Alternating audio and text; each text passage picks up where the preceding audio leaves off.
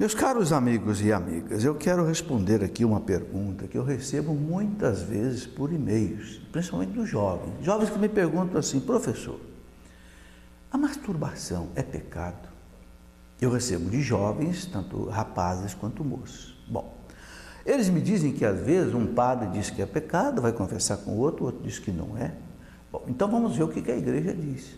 Então você sabe que nós temos o catecismo da Igreja Católica, que é a nossa cartilha, nosso texto de referência da fé católica. Então aqui no parágrafo, gostaria que você anotasse aí, até conferisse, parágrafo 2396, 2396, é quando o catecismo fala dos pecados contra a castidade, ok?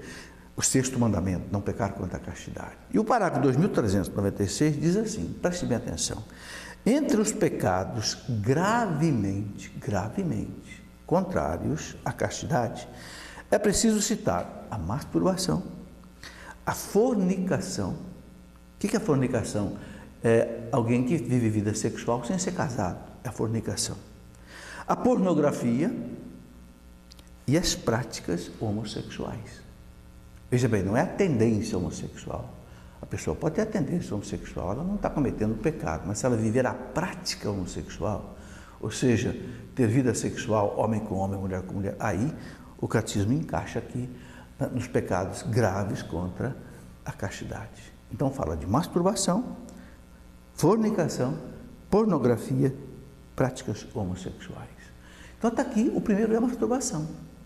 Agora, por que a igreja coloca a masturbação como um pecado grave? Porque a masturbação é um uso do sexo de maneira egoísta. Porque o sexo tem duas finalidades. Bom, primeira coisa que a igreja ensina: o sexo é para o casal casado, unido em sacramento do matrimônio. E ali ele tem duas dimensões: a dimensão unitiva e a dimensão procriativa. A dimensão unitiva é a união do casal. Quando Deus criou o primeiro casal, Adão e Eva, e uniu o casal, Deus disse: sereis uma só carne, crescei e multiplicai. Então o sexo é para essa união íntima, profunda do casal. O ato sexual é o ato em que o casal celebra o seu amor. É como que a liturgia conjugal. Entende? Então o sexo fica vazio se não tiver essa celebração, se não tiver esse motivo para celebrar a vida do casal, as lutas do casal, as vitórias do casal, as lágrimas do casal. É o aspecto unitivo do sexo. E o aspecto procriativo é pelo sexo que o casal se multiplica. A igreja não quer o bebê de proveta. A igreja não quer que a criança venha ao mundo pela inseminação artificial. Está bem claro aqui no catecismo da Igreja Católica. O ato fundante da vida, o ato que dá fundamento, dignidade à geração de um ser humano é o filho ser gerado pelos seus pais. A paternidade que eles receberam de Deus, não na mão de um médico, de um bioquímico, de um farmacêutico, entende? Em um laboratório, num tubo frio de ensaio de laboratório. Bom, então, a masturbação é um pecado grave contra a castidade. Por quê? Porque é um uso egoísta do sexo, individualista, que não tem um aspecto unitivo, nem um aspecto procriativo. Bem, a igreja entende que há jovens que têm uma verdadeira compulsão pela masturbação, já se tornou um vício em que o jovem muitas vezes tem dificuldade tremenda para vencer. Então a igreja entende que há razões, até psicológicas, afetivas, que podem diminuir até a culpa, né, dele. Mas, por outro lado, em situações normais, o parágrafo 2396 coloca como uma das ofensas graves a castidade.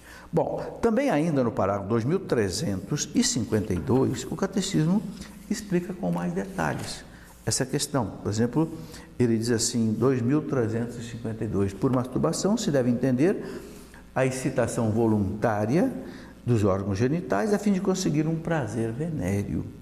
Na linha de uma tradição constante, tanto o magistério da igreja como o senso moral dos fiéis afirmaram sem hesitação que a masturbação é um ato intrínseca, quer dizer, por dentro, e gravemente desordenado. Então veja bem, nenhum padre, nenhum leigo pode dizer que a masturbação não é pecado. Se disser, está indo contra o que a igreja ensina. Se disser, não está sendo fiel à igreja. Claro que o jovem deve ser orientado com amor, carinho, paciência a vencer essa dificuldade. Mas nós não podemos querer fazer a caridade com o jovem sacrificando a verdade. Temos que ensinar a verdade, não é? Com caridade, mas como diz Santo Agostinho, não se pode sacrificar a verdade em nome da caridade.